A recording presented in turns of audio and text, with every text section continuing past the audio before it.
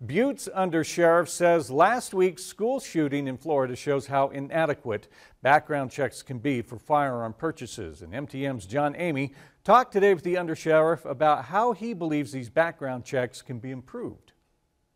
Police routinely train on what to do when an active shooting occurs at a school. We're changing our techniques all the time. What's failed to happen, I believe, is for the government to change its reaction to active shooters. Undersheriff Skuletich believes background checks for firearm purchases in this country are inadequate. The background checks have to be changed. They have to become stiffer. They have to have more information inside those background checks.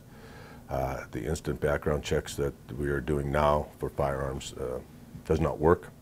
One of the duties of the undersheriff is to vet people who are seeking a permit to carry a concealed firearm.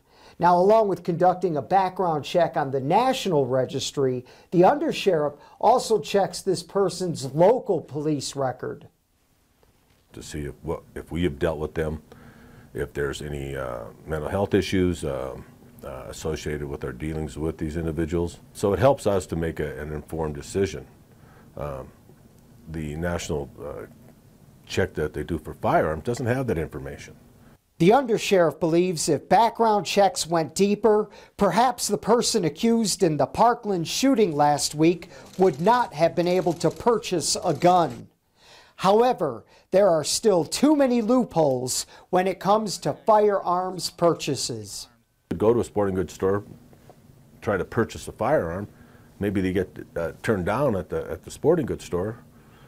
They could find themselves a gun show or somebody else that's willing to sell them a handgun, and they could buy it that way.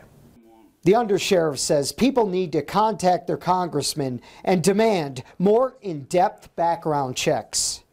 John Amy, MTN News in Butte. The undersheriff added he's not in favor of banning all firearms, just improving background checks to keep firearms out of the hands of criminals or those with mental health problems.